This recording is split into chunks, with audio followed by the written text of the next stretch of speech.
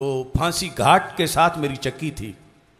तो जब भी कभी कोई बात होती थी कि आप मान जाएं, आप हाथ हल्का रखें, आप वापस हो जाएं, आप अपना जो है वो सोशल मीडिया इस्तेमाल ना करें बाहर निकल के, हमसे गलती हुई, हमने आपको जो है वो नाजायज़ बंद किया, लेकिन ये है कि अब हम रिहा करना चाहते हैं, आप बाहर निकल के ज़रा थोड़ा सा आप हाथ हल्का रखें।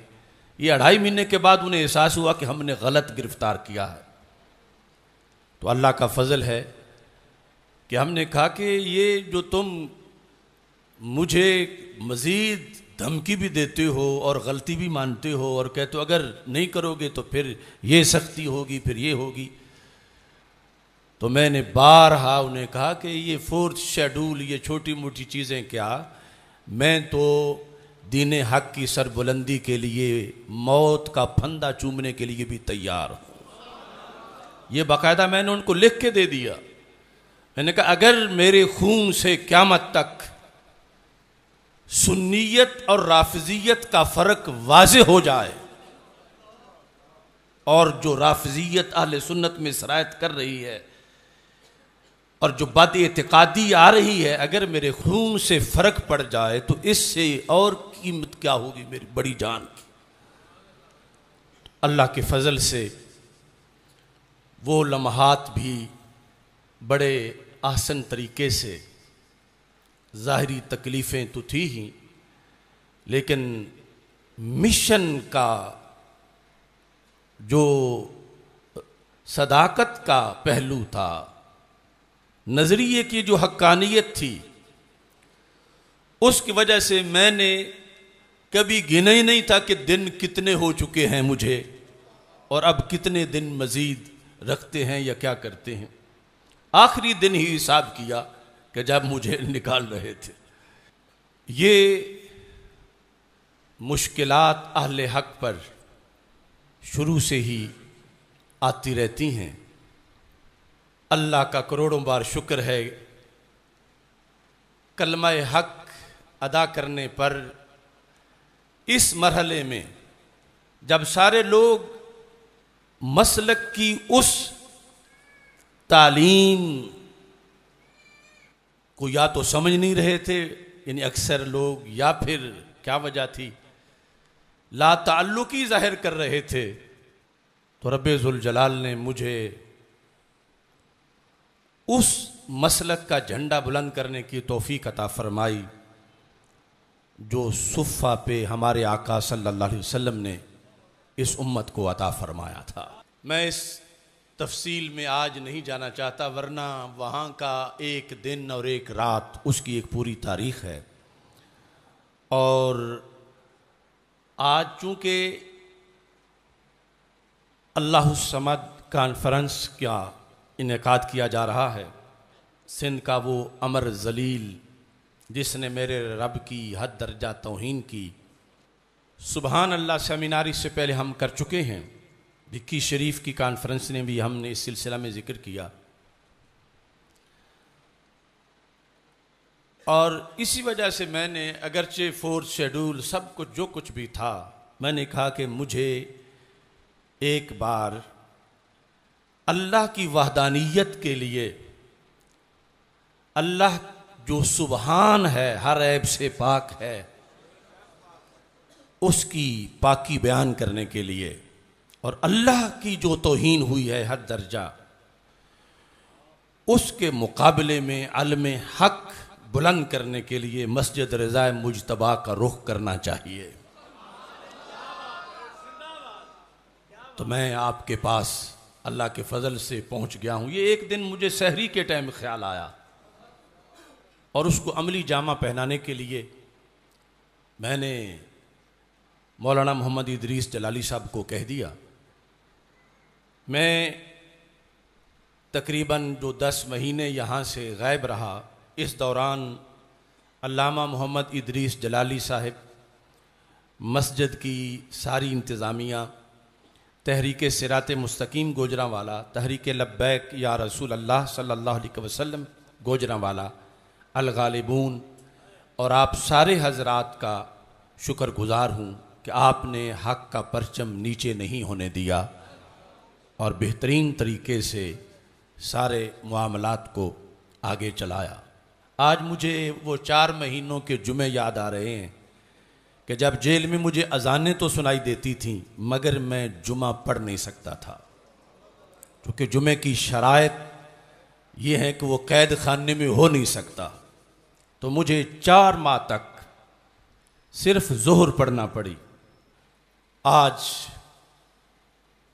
अल्लाह का करोड़ों बार शुक्र है, मेरे पास अल्फाज नहीं कि कितने तूफानों और इम्तिहानों से निकलकर फिर मैं आपके सामने हूँ। अभी मैं जेल में नहीं गया था तो मुझे रोज़ाना कई लीडरों के फ़ोन आते थे। कोई तो रोज़ाना मेरी कब्र खोद रहा होता था कि तुम्हें गोली मार दी जाएगी, तुम्हें इस तरह कर दिया जाएगा, तुम नहीं बच सकोगे। कोई घर जलाने की धमकियां दे रहा था, कोई किसी तरह की बातें कर रहा था। लेकिन अल्लाह का करोड़ों बार शुक्र है कि मैं अपने जिंदा नजरिए के साथ जिंदा तुम्हारे सामने मौजूद हूं। बस मैं मुख्तसर, चूंकि वो तवील बात का वक़्त नहीं, मौजू अगला बड़ा तवील है। मैंने कैसे कैद काटी सब बता सकता नहीं। ये जब 2.5 माह के बाद मुझे कलम मिला तो मैंने ये जेल में लिखा, मैंने कैसे कैद काटी सब बता सकता नहीं, जो बताना लाजमी है वो छुपा सकता नहीं। झुलस जाने को बदन था, पिघल जाने को दिमाग। झुलस जाने को बदन था, पिघल जाने को दिमाग। ऐ मगर असलाफ का झंडा गिरा सकता नहीं। वो समझते थे कि इसका चहचहा है आरज़ी। अब वो ज़मीर का मर्जे कितने आस्ताने हैं,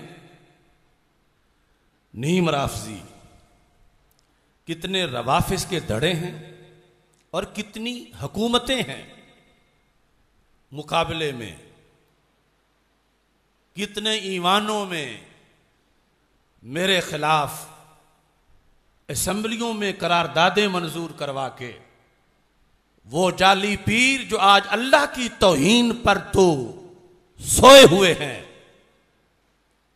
सैयदा फातिमा तैयबा ताहिरा रदी अल्लाह ताला अन्हा के रब की तौहीन हो गई और हद दर्जा हो गई, और वो अपनी गद्दियों से उठे नहीं। और सैयदा पाक रदी अल्लाह ताला अन्हा की तौहीन नहीं हुई थी, सिर्फ फर्क बयान किया गया था कि दूसरे उनको नबुव्वत के दर्जे पे मानते हैं और हम उनको सालिहा, मुत्तकिया, ज़किया, नकिया, तकिया, आबिदा, साबिरा, शाकिरा, मुहद्दिसा, मुफस्सिरा, वलिया सब कुछ मानते हैं मगर उनको नबिया नहीं मानते। तो ये सारे इकट्ठे होकर किसी, ये जो पुराने आस्ताने हैं, बुजुर्ग तो सारे हमारे सरों के ताज हैं, मगर आज जो बैठे हुए हैं इल्ला माशा अल्लाह, वो किसी एक गद्दी से टक्कर लेना बड़ा मुश्किल है। और यहां तो पता नहीं कितनी सारे इकट्ठे होके मीटिंगें कर रहे हैं, जिनको कभी जाग नहीं आई थी गाजी मुमताज हुसैन कादरी के जमाने में, जिनको कभी जाग नहीं आई थी। ऐसे ऐसे मसाइल गुजरे मिल्लत पर, लेकिन सारे इकट्ठे थे और वो समझते थे ये क्या है, ना ये किसी बड़े पीर का बेटा है, ना किसी बड़ी दरसगाह का मोहतमिम है। वो समझते थे कि इसका चहचहा है आरज़ी। वो समझते थे कि इसका चहचहा है आरज़ी। तायरे फिक्रे रिज़ा हूं, कोई उड़ा सकता नहीं। वो समझते थे कि इसका चहचहा है आरज़ी। तायरे फिक्रे रिजा हूं, कोई उड़ा सकता नहीं। आंधियों से कह रहा हूं, होश से आया करो।